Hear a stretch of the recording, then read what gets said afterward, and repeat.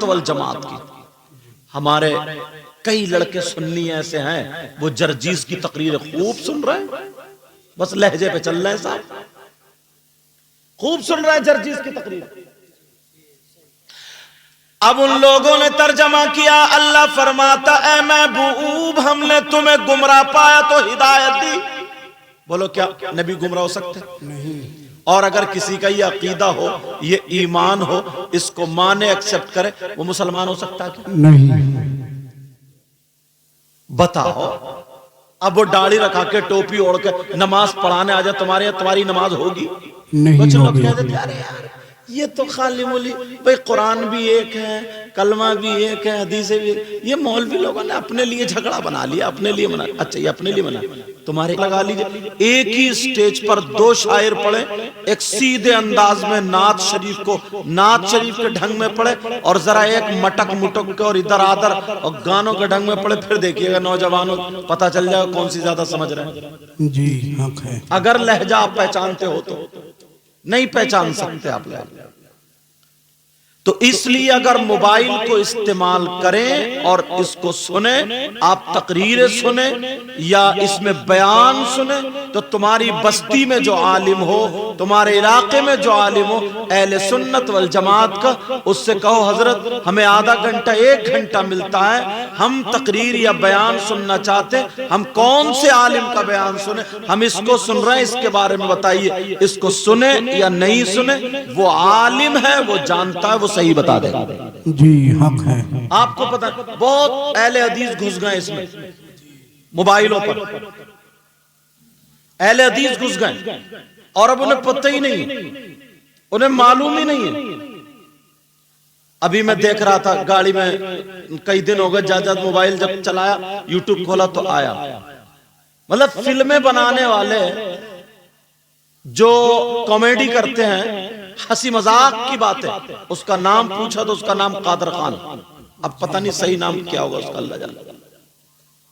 وہ بیان کر رہا ہے لیپ ٹاپ کھول کر کے, وہ شرک کے بارے میں بتا رہا ہے اللہ کے علاوہ کوئی بھی ہو, چاہے رسول اللہ سے, اللہ والوں سے مانگنا اور ان کو ماننا, یہ سب شرک ہے.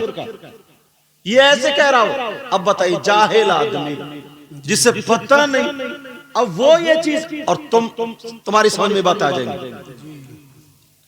تو اس لیے میں کہہ رہا ہوں اگر تمہیں موبائل چلانا, یہ باندھنا پڑے. لڑکے زیادہ تر موبائل چلا رہے ہیں, زیادہ تر. اگر موبائل چلانا ہے اور دیکھنا, تقریر سننا, بیان سننا, تو اہل سنت والجماعت کے جو علماء ان کی تقریر سنو, جی ان کا بیان سنو. ارے یہی تو ہمارا جھگڑا, آپ کا جھگڑا وہابیوں سے کیا؟ ذرا توجہ رکھنا میری اس بات پر. کیا کوئی نبی گمراہ ہو سکتا؟ نہیں. آپ خود بتاؤ, کیا کوئی نبی معاذ اللہ گمراہ ہو سکتا؟ نہیں. اور اگر آپ کے سامنے نبی کو کوئی گمراہ کہے تو آپ اسے اپنا دوست بناؤ گے؟ نہیں. اسے اپنا امام بناؤ گے؟ نہیں. وہ چاہے کتنی بڑی ٹوپی والا یا کچھ بھی ہو, مفتی اعظم بیٹھے, اگر میں غلط بولوں تو مجھے پکڑ لیں گے. جی. اب قرآن شریف کی آیت تم امام کے پیچھے پڑھتے ہو, سنتے ہو, بسم اللہ الرحمن الرحیم, ووجدك ضالا فہدى. سبحان اللہ. سنتے ہو نا امام کے پیچھے.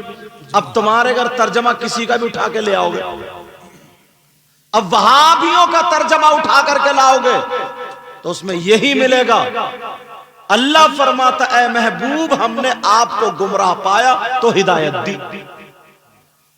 پوچھو حضرت سے, کیا نبی گمراہ تھے؟ اب تم کہو ہم نے قرآن میں دیکھا. لوگ بحث کرتے پھر اماموں سے, ہم نے موبائل میں سنا. توجہ نا.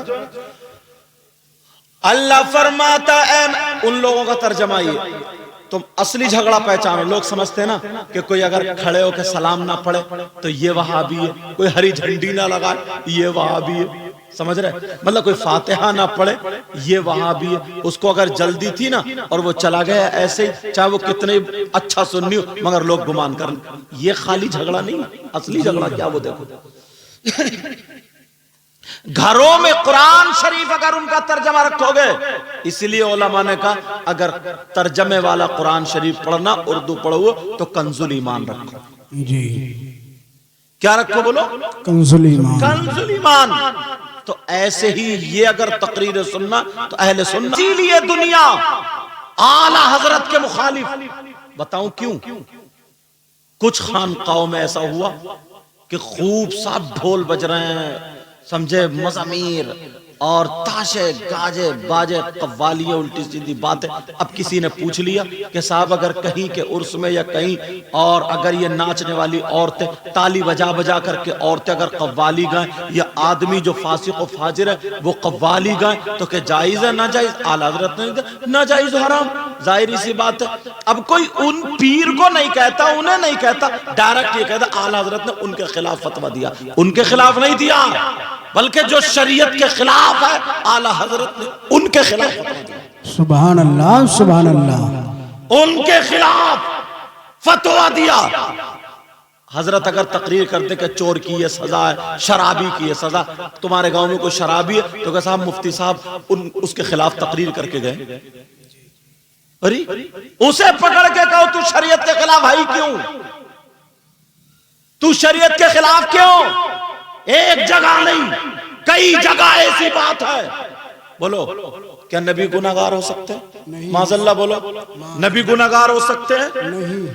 اب وہابیوں کا ترجمہ اٹھاؤ، 26واں سپارہ پڑھو، انا فتحنا لک فتحا مبینا، یہاں سے دیکھو لیغفر لک اللہ ما تقدم من ذنبک وما تأخر۔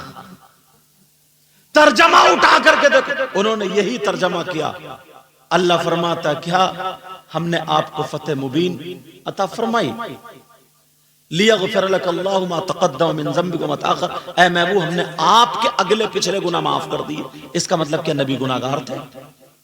تم سیدھے سادے بھولے بھالے، تمہیں پتہ ہی نہیں، تمہارے گھر میں اگر ترجمہ ہوتا یہی تو تم پڑھتے، تمہاری بیٹیاں بھی پڑھتی، تمہارے بیٹے بھی پڑھتے، تمہارے بچے پڑھتے، تمہاری بیوی پڑھتی، اور قرآن پر تم یہ اپنا عقیدہ بنا لیتے، کسی اور کتاب کو نہیں مانتے، یہ کہتے قرآن میں یہ آیا ہے، اللہ نے فرمایا ہم نے اپنے نبی کے محبوب کے اگلے پچھلے گناہ معاف کر دیے۔ اب نبی کو اگر کوئی گناہگار مانے، وہ عقیدہ رکھے کہ نبی گناہگار ہے، بتاؤ کیا وہ مسلمان ہو سکتا ہے؟ نہیں ہو سکتا۔ اس کا ایمان ہو سکتا؟ وہابیوں کا ترجمہ یہی ہے، میں کہیں اور نہیں، جو مفتی اعظم سنبھل، جو ان کے شاگرد فتوے لکھتے ہیں، یہ وہ ہیں استاذ المفتیین ہیں، بڑے بڑے مدرسوں میں پڑھا رہے ہیں ان کے شاگرد۔ غلط بولوں گا تو مجھے پکڑ لیں گے تاکہ میری بھی اصلاح ہو جائے، لیکن بات حق بولوں گا، سچی اصلی جھگڑے کا تو تمہیں پتہ ہی نہیں، اصلی جھگڑے کا تمہیں پتہ نہیں ہے، معاملے کا ارے یار نبی کو گناہگار، قرآن شریف دیکھو نا ان وہابیوں کا، اور وہی اعلیٰ حضرت نے ترجمہ کیا، آئے ہائے ایمان بچا لیا۔ سبحان اللہ۔ اعلیٰ حضرت بولے اے محبوب آپ کے سبب آپ کے اگلوں کے آپ کے پچھلوں کے گناہ معاف فرما دی۔ سبحان اللہ سبحان اللہ۔ اللہ فرماتا اے محبوب ہم نے آپ کو اپنی محبت میں خود رفتہ پایا تو ہدایت دی تو آگے بڑھا دیا۔ کیا پیارا ترجمہ، یہ بھی ترجمہ ہے۔ اللہ الصمد۔ ایک چیز تو یہ تو قرآن شریف کی بات کر، اور ان لوگوں نے حدیثوں میں اتنا ڈاکہ ڈالا اپنے اپنے مطلب کی، اگر اچھا عالم نہ ہو تو پکڑ نہیں پائے گا حضرت جی، اپنی اپنے مطلب کی جوڑ دی اور وہ نکال دیے، جی مگر قرآن میں تو یہ نہیں کر سکتے نا، وَإِنَّا لَهُ لَحَافِظُونَ، جی قرآن میں کیا کر سکتے ہیں؟ نہیں۔ اللہ نے اس کی حفاظت کا ذمہ لے لیا، قرآن شریف میں گڑبڑی نہیں کر سکتے۔ کتنی مرتبہ قرآن کو کمپیوٹر مشینوں پہ اور دماغ والوں یہودیوں جیسے چیک کیا، پڑھ کے چیک کیا، کوئی ایک حرف غلط ہو جائے، ایک لفظ غلط ہو جائے، اس کو غلط ثابت کرتے کرتے خود خود اتنے قریب ہوئے ایمان لے آئے مگر قرآن کو غلط ثابت نہیں کرے. جی حق ہے. نہیں ثابت. تمہارا مذہب تو اتنا سچا، اتنا پیارا، اتنا اچھا مذہب ہے، کسی کا مذہب ہے ہی نہیں. یار تمہارے یہاں شادی اللہ سمت، نبی فرماتے نکاح میری سنت ہے. کیا فرماتے؟ نکاح اور نکاح اور یہ خوشیاں، یہ ساری چیز، ان تمام مجموعے کا نام تو شادی ہے. جی اسی چیز کا نام شادی ہے. اب ایمانداری سے بتاؤ تمہارا مذہب اتنا پاکیزہ، اتنا سچا، اتنا اچھا، یہاں تک کہ سنو بیٹا، پاؤں سے بیٹا تھوڑا سنو، سننے کی بات ہے. اگر کوئی یہاں پہ یا اپنے گھر میں یا کہیں پہ کسی اللہ کے ولی کا یا کسی بھی مومن کا جسم وہاں پہ دفن نہیں ہے اور وہ وہاں پہ مزار بنا لے. اب مزار تو ہم لوگوں میں ہی ہوتے ہیں، اور مزار بنا کر کے چادر چڑھائے، عرس کرے، قرآن خوانی کرائے، سلام پڑھے، مگر ہمارا مذہب تو اتنا سچا نا، یہاں بھی رعایت نہیں کرتا. جی مذہب اسلام یہ کہتا ہے اگر وہاں پہ کسی مومن کا جسد پاک نہیں ہے، کسی اللہ کے ولی کا جسم نہیں ہے، تو وہ مزار نہیں. سمجھ رہے میری بات؟ اور اسے مزار سمجھ کے اس پہ قرآن خوانی کرنا جائز نہیں. جی اسے مزار سمجھ کے پھول چڑھانا جائز نہیں. اسے مزار سمجھ کے سلام کرنا جائز نہیں. اسے مزار سمجھ کے وہاں حاضری دینا جائز نہیں. جی اتنا پاکیزہ مذہب ہے یار. پوچھئے مفتی اعظم سے، کتنا شاندار مذہب ہے.